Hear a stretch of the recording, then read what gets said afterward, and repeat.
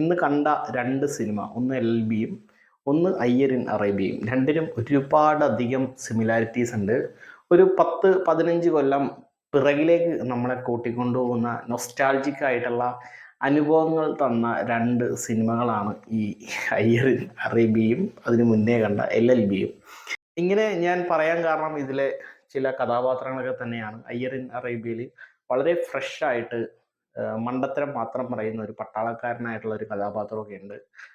പിന്നെ നമ്മൾ ഈ കഥ എഴുതുന്ന ആളുടെ അല്ലെങ്കിൽ സംവിധായകന്റെ പുരോഗമനത്തിന്റെ അളവുകോൽ അറിയാൻ വേണ്ടിയിട്ട് നമ്മൾ കൂടുതൽ ചെയ്യേണ്ട ആവശ്യമൊന്നുമില്ല. ഇതുപോലത്തെ ഒരു സിനിമയിൽ ഈ പുരോഗമനം പറയാൻ വേണ്ടി ചില ക്യാരക്ടേഴ്സിനെ അവരുണ്ടാക്കും. പ്രത്യേകിച്ച് ഈ സിനിമയിൽ ഉർവശി ചെയ്ത കഥാപാത്രം, ആ ഒരു ക്യാരക്ടറിനെ മൊത്തത്തിലെടുത്ത് നോക്കിക്കഴിഞ്ഞാൽ അറിയാൻ പറ്റും നമ്മുടെ സംവിധായകന്റെ അല്ലെങ്കിൽ തിരക്കഥാകൃത്തിന്റെ പുരോഗമനത്തിന്റെ നിലവാരം എന്താണെന്ന്. അതായത് വീട്ടിലെ പണിയൊക്കെ കഴിഞ്ഞിട്ട് ഒഴിവ് സമയം കിട്ടുമ്പോൾ മാത്രം പുരോഗമനം പറയുന്ന ഒരു കഥാപാത്രമാണ് ഇതിലെ നമ്മുടെ പുരോഗമനത്തിന്റെ റെപ്രസെൻറ്റേറ്റീവായിട്ട് വരുന്ന നമ്മുടെ ഉർവശി ചേച്ചിയെ അവതരിപ്പിച്ചിരിക്കുന്ന കഥാപാത്രം. ഇനി സിനിമയുടെ മൊത്തത്തിലുള്ള സംഭവത്തിലേക്ക് വന്നു കഴിഞ്ഞാൽ ഒരു ഒരു ട്രോളാണ് ഉദ്ദേശിച്ചേക്കുന്നത് മൊത്തം. അതായത് ഈ പ്രത്യേകിച്ച് സംഘികളെയും അതുപോലെ സുഡാപ്പികളെയും ഒക്കെ മൊത്തത്തിൽ ട്രോളിക്കൊണ്ടാണ് സിനിമ പോകുന്നത്. അതിലൊന്നും ഒരു പ്രശ്നമില്ല, അതൊക്കെ നമുക്ക് സിനിമയിൽ കാണിക്കാവുന്ന കാര്യമാണ്. പക്ഷേ സംവിധായകൻ ഇതിൽ ഏത് പോയിന്റിലാണ് നിൽക്കുന്നത് എന്നുള്ള ഒരു സംഭവം സിനിമയിൽ എങ്കും നോക്കിയിട്ട് കാണാൻ പറ്റുന്നില്ല.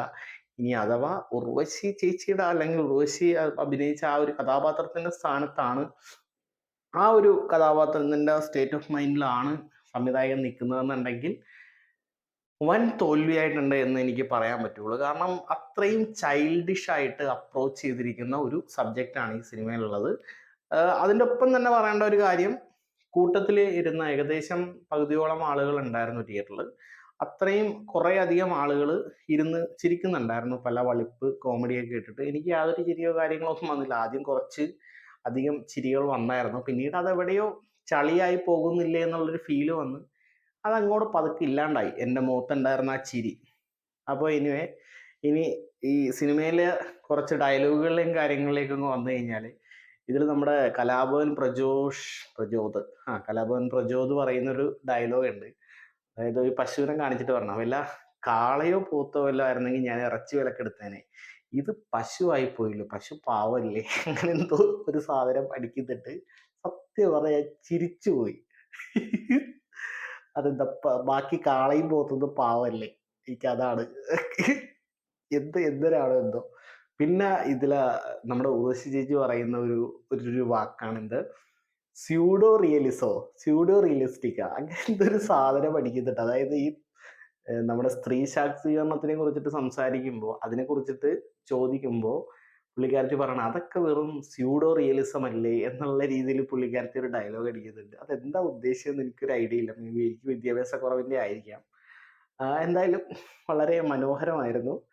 പിന്നെ അങ്ങോട്ട് പോകെ ഇവര് സീരിയസ് ആയിട്ടാണോ അതോ സർക്കാസ്റ്റിക് ആയിട്ടാണോ കാര്യങ്ങൾ ചെയ്തു വെച്ചിരിക്കുന്നതെന്ന് ഒരു ഐഡിയയും കിട്ടാത്ത രീതിയിലാണ് പല ആളുകളുടെയും പെർഫോമൻസും. ആ ക്യാരക്ടർ തന്നെ പോയിക്കൊണ്ടിരിക്കണം. ആ ക്യാരക്ടറിന്റെ കാര്യം പറയുമ്പോൾ അതിനോടൊപ്പം പെർഫോമൻസുകളും എടുത്തു പറയണം. ഉർവശി ചേച്ചി വലിയ തരക്കേടില്ലാത്ത രീതിയിൽ ചെയ്തിട്ടുണ്ട്. പക്ഷെ ആ ക്യാരക്ടർ ഒരു ദുരന്ത ക്യാരക്ടറായിരുന്നു. വളരെ ഇമ്മച്ചുറായിട്ട് എഴുതിയ ഒരു ക്യാരക്ടറായിരുന്നു. അതുകൊണ്ട് തന്നെ അതിൽ കൂടുതൽ ഒന്നും ചെയ്യാനും പറയാനും ഒന്നും ഇല്ലതാനും. പിന്നെ മുകേഷ് ഏട്ടൻ്റെ കാര്യം പറയുകയാണെന്നുണ്ടെങ്കിൽ, മുകേഷ് ഏട്ടൻ സാധാരണ രീതിയിലുള്ള അപ്പൻ കഥാപാത്രങ്ങൾ, അതായത് തമാശ പറയുന്ന അപ്പൻ കഥാപാത്രങ്ങളുടെ ആ ഒരു ചൊവ്വ കലർന്ന ഒരു ക്യാരക്ടർ തന്നെയാണ് ഇതിൽ ചെയ്തേക്കുന്നത്. ഷൈൻ ടോം ചാക്കോയുടെ കാര്യം, ഷൈൻ ടോം ചാക്കോയ്ക്ക് വെറുപ്പിക്കാൻ അധികം അവസരം ഈ സിനിമയിൽ കൊടുത്തിട്ടില്ല. എങ്കിലും ഉള്ള സമയം കൊണ്ട് അദ്ദേഹം അത്യാവശ്യത്തിന് നല്ല രീതിയിൽ വെറുപ്പിക്കുന്നുണ്ട്. ദുർഗാകൃഷ്ണയുടെ കഥാപാത്രം എന്തിനോ വേണ്ടി തിളക്കുന്നൊരു സാമ്പാർ, അതിനപ്പുറത്തേക്ക് ആ കഥാപാത്രത്തിൻ്റെ എനിക്ക് പ്രത്യേകിച്ചൊന്നും തോന്നിയില്ല. പിന്നെ ബാക്കി കഥാപാത്രങ്ങളുടെ കാര്യവും കുറേ അധികം ആളുകളുണ്ട്, അതൊക്കെ നിങ്ങൾ കണ്ടു തന്നെ അറിയേണ്ടതാണ്. എനിക്ക് എനിവേ രാത്രി 9:30-ക്കാണ് സിനിമക്ക് കയറിയത്. ഒരു അരമണിക്കൂർ മുന്നേ തീർന്നായിരുന്നെങ്കിൽ നേരത്തെ വന്നു കിടന്ന് ഉറങ്ങായിരുന്നു എന്നൊരു തോന്നലുണ്ട്. ഇപ്പോൾ സമയം ഏകദേശം 12:34 അപ്പോൾ ഇനി ഈ വീഡിയോ അപ്ലോഡ് ചെയ്തിട്ട് വേണം കിടന്നുറങ്ങാനായിട്ട്. വെറുതെ എൻ്റെ കുറച്ച് നേരത്തെ ഉറക്കം പോയി എന്നത് ഒഴിച്ചു നിർത്തിയാൽ വേറൊരു നഷ്ടവും എന്നിൽ ഈ സിനിമ ഉണ്ടാക്കിയിട്ടില്ല. അപ്പോൾ അത്രയൊക്കെ ഉള്ളൂ ഈ സിനിമയെ കുറിച്ചിട്ട് പറയാനായിട്ട്. എനിവേ നേരത്തെ കിടന്ന് ഉറങ്ങാൻ നോക്കട്ടെ. അപ്പോൾ ഗുഡ് നൈറ്റ്.